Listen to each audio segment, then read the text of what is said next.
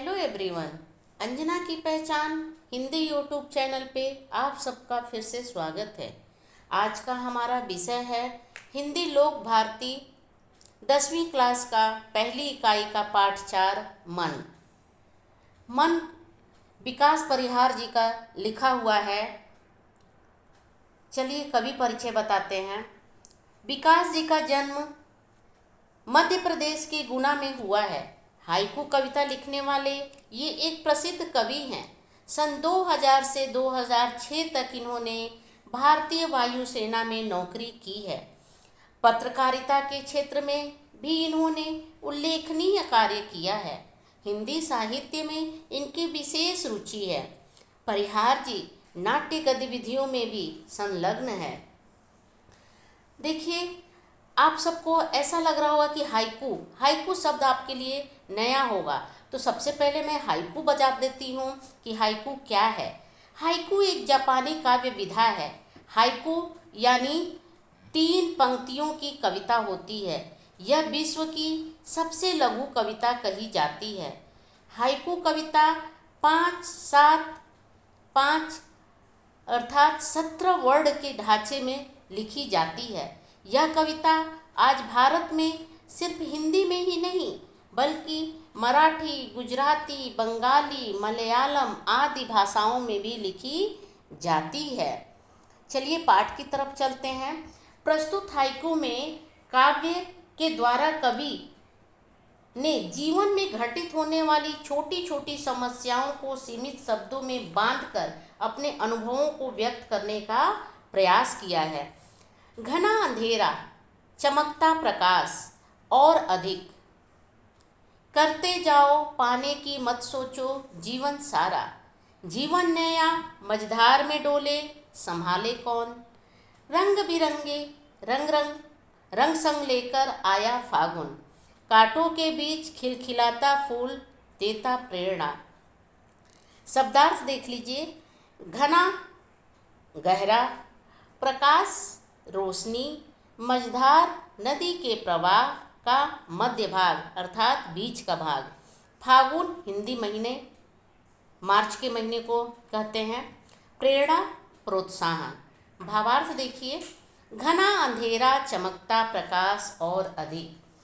कवि यहाँ पर अपने मन की पीड़ा एवं उदासी को व्यक्त करते हुए कहते हैं कि दुख एवं उदासी का गहरा अंधकार व्यक्ति के मन में जब स्थित होता है, किंतु घने अंधकार में भी प्रकाश की किरणें होती है। अर्थात कवि दुख एवं संघर्ष की घड़ी में सुख रूपी प्रकाश की किरणें खोज लेता है। ओके, करते जाओ पाने की मत सोचो जीवन सारा। यहाँ पे कवि कहते हैं कि व्यक्ति को अपना कर्म करना चाहिए, उसे किसी चीज़ की आस नहीं रखनी चाहिए। व्यक्ति का संपूर्ण जीवन कर्म करते हुए व्यतीत होना चाहिए, उसे फल की अपेक्षाएं नहीं करनी चाहिए। ओके, जीवन नया मझधार में डोले संभाले कौन।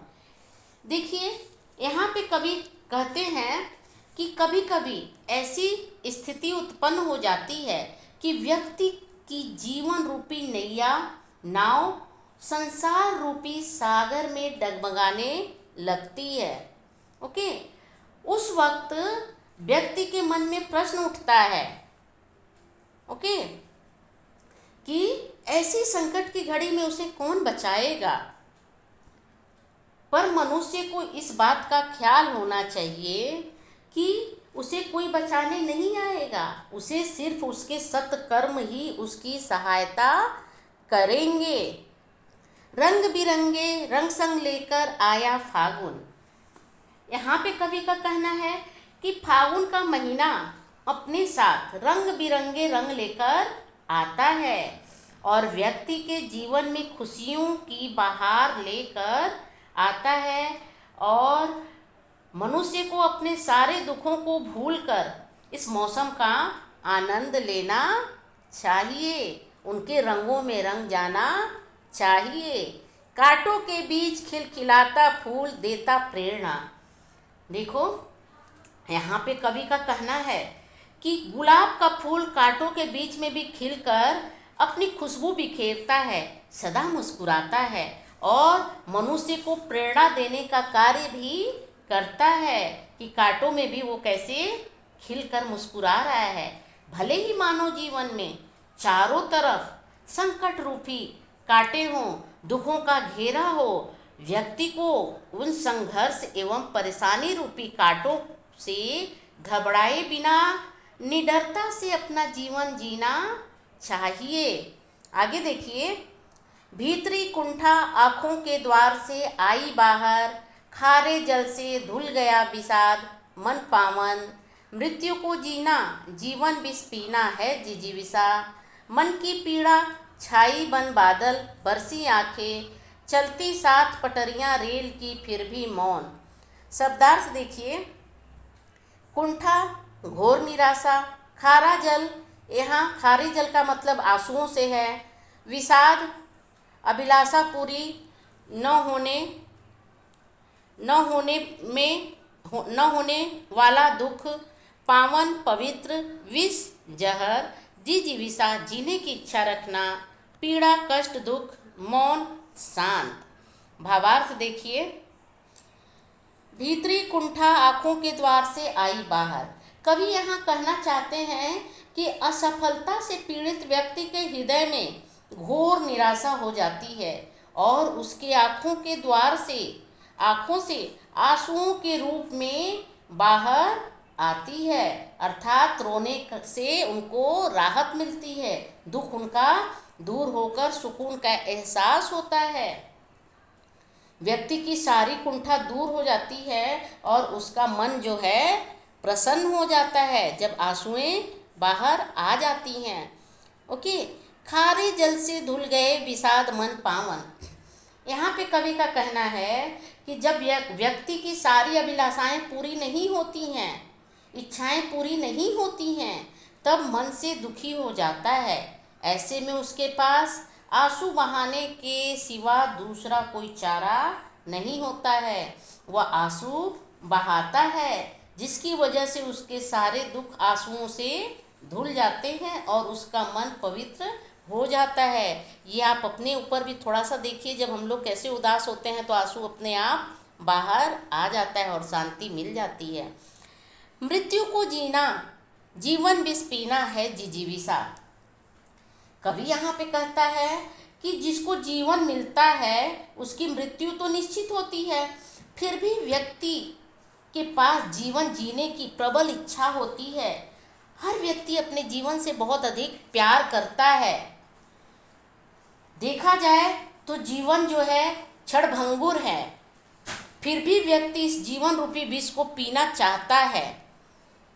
वह मरना नहीं चाहता, लेकिन यह संभव नहीं है क्योंकि उसे एक न एक दिन तो मरना ही है। मन की पीड़ा छाई बन बादल बरसी आंखें। कवि यहाँ पे कहते हैं कि अपने मन की पीड़ा को ज़्यादा देर तक संभाल कर नहीं रखा जा सकता। आखिर में उसके हृदय की पीड़ा काले बादलों का रूप धारण कर लेती है और आंसुओं के रूप में बरसने लगती है। अर्थात व्यक्ति जब बहुत ज़्यादा दुखी होता है तब उसका दुख आंसू की धारा के रूप में बाहर निकल जाते हैं, प्रकट हो जाते हैं। ओके, चलती सात पटरियां रेल की फिर भी मौन। देखिए यहाँ पे कवि कितनी अच्छा रेल की पटरी का उदाहरण देते हुए हमको बताता है कि जिस प्रकार रेल की पटरियां बिना आवाज़ किए हमेशा साथ चलती हैं, कभी भी एक दूसरे से अलग नहीं होती, उसी प्रकार हमारी ज़िंदगी में भी मुसीबतें, परेशानियां, दुख क्यों ना आए, हमें उसका सामना करते हुए दुख सुख रूपी जीवन की पटरी पर सबको साथ लेकर आगे बढ़ना चाहिए। जीवन की दो पहिए हैं, सुख और दुख। चलते आगे देखिए, सितारे छिपे बादलों की ओट में सूना आकाश, तुमने दिए जिन गीतों को स्वर हुए अमर, सागर में भी रहकर मछली प्यासी ही रही, शब्दार्थ देखिए। ओट मीन्स आड़ में, किसी के पीछे। स्वर मीन्स आवाज। अमर मीन्स जो कभी न मरे। भावार्थ, सितारे छिपे बादलों की ओट में सूना आकाश। कवि यहाँ पे कहते हैं कि जब आकाश में तारे चमकते हैं तब आसमान बहुत खूबसूरत दिखाई देता है, लेकिन आसमान में जब काले बादलों के छा जाने से सारे तारे छिप जाते हैं तो आसमान पूरी तरह से सूना हो जाता है। इसी तरह सूनापन मनुष्य के जीवन में भी होता है। व्यक्ति जीवन में कड़ी मेहनत करता है, पर कई बार भाग्य उसका साथ नहीं देता और उसका कर्म फल नहीं मिलता, जिससे वो जिंदगी से निराश हो जाता है और अपने जीवन में सूनेपन को भर लेता है। ओके, तुमने दिए जिन गीतों को स्वर हुए अमर। कवि कहते हैं कि जिन गीतों को महान संगीतकारों ने अपना स्वर दिया वे सभी गीत अमर हो गए। संगीतकार गायक जो हैं भले ही इस दुनिया में न हो, लेकिन उनके गीतों की आवाज़ लोग गुनगुनाते हैं। देखिए अभी जैसे लता जी हमारे बीच नहीं रही, जो भारत रत्न कोकिला के नाम से थी, लेकिन उनके हम लोग अपने फेवरेट गीत कितने सुनते रहते हैं, तो उनकी आवाज़ अमर है। उसी प्रकार मनुष्य द्वारा किए गए कर्म को लोग याद करते हैं, उसके अच्छे कर्म ही उसे अमर बनाते हैं, इसलिए हमें अच्छे कर्म करते रहना चाहिए। सागर में भी रहकर मछली प्यासी ही रही।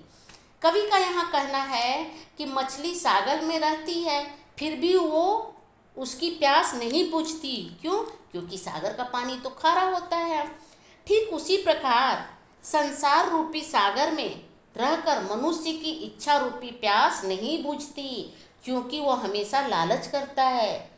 मनुष्य को जितना मिले और दिल और मांगता है और उस अपनी प्यास को नहीं बुझा पाता। इसलिए कवि कहते हैं कि हमें लालच नहीं करना चाहिए। जो कुछ भी हमारे पास है उसी में हमें संतुष्ट रहना चाहिए।